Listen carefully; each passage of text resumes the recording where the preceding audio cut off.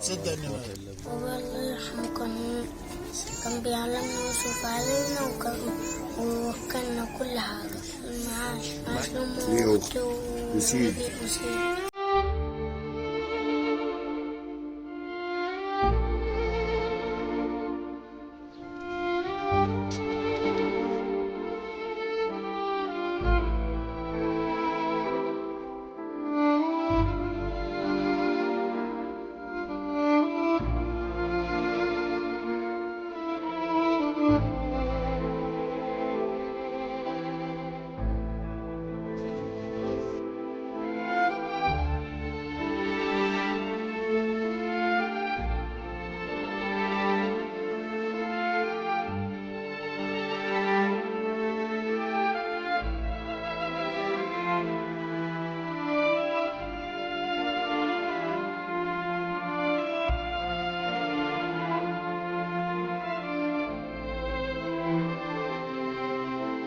لحد الدرجة دي ما حدش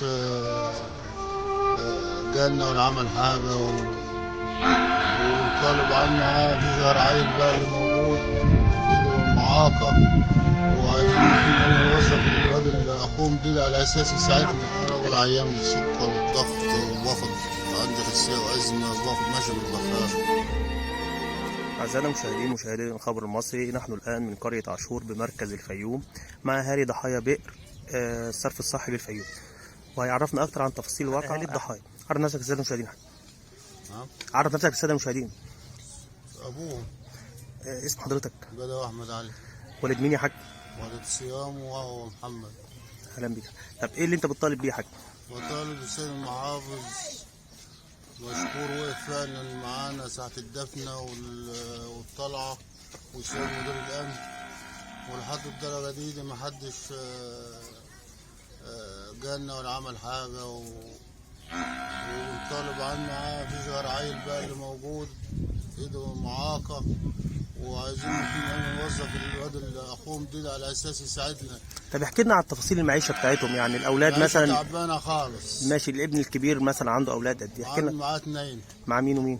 معاه أدهم ومعاه حبيبة. حبيبة. أيوه. أنت متزوج بقاله قد إيه؟ متزوج. الواد الكبير عنده 10 سنين والبنت عندها 6 سنين. 6 سنين. ايوه. وبالنسبة للضحية الولد اللي هو المتوفي التاني؟ ده لسه قاطع. طبعا مفيش أي مصدر رزق ليهم يعني؟ مفيش، غير فضل ربنا. مفيش أي دخل خالص؟ طيب. طب إيه اللي تم معاكم بعد ما؟ تم معايا كده، أنا شغال غفير نظام وطلعت معاش. والعيال دي كانوا بيجروا علينا. فاتحين من البيت وأنا باخد 1200 معاش. هتكفي مين ولا مين ولا مين؟ فبطالب بالسيد المحافظ مشكور يعين لنا الواد في أي وظيفة ويطلع من العيال دي معاش. طب مش السيد المحافظ وجه بتوفير اللازم ليكم ولا؟ حصل. طب محدش سأل فينا. ايه اللي تم معاكم يعني؟ ما حدش جالنا. هو وجه مين طيب سيادة المحافظ؟ ما اعرفش والله. مفيش أي حد سأل فيكم خالص؟ لا خالص لحد الدرجة دي. هم كانوا باين اخوهم دوت. ايه؟ كانوا باين اخوهم دوت لانه عنده عجز في دراعه.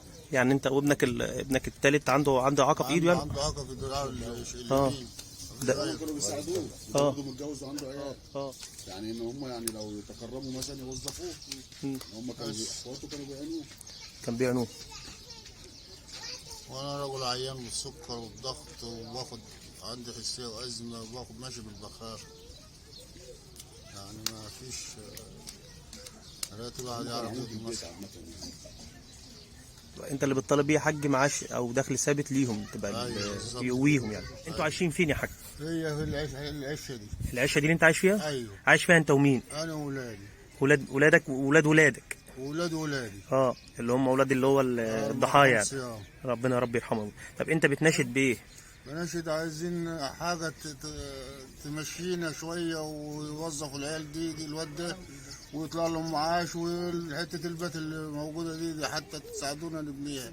ان شاء الله يا حاج صوتك هيوصل ان شاء الله رب العالمين. ماشي، شكرا ليك. ان شاء الله صوت حضرتك هيوصل. عرف نفسك للساده المشاهدين. اسمي رمسيان. بابا الله يرحمه كان بيعلمنا ويصرف علينا ووكلنا كل حاجه. طب انت ايه اللي بتطالب بيه؟ المعاش. معاش لمين؟ معاش لأمه وأختي وسيد. عشان يصرف عليكم؟ ايوه. وده البيت اللي انتوا عايشين فيه ده ولا ايه؟ ايوه. ده البيت ده؟ ايوه. انت بتطالب بايه تاني؟ بتطالب ان هم يسقفوا لكم البيت ده ويبنوا لكم البيت ده عشان تعيشوا فيه يعني ولا ايه؟ ايوه. في حاجه تانيه بتطالب بيها؟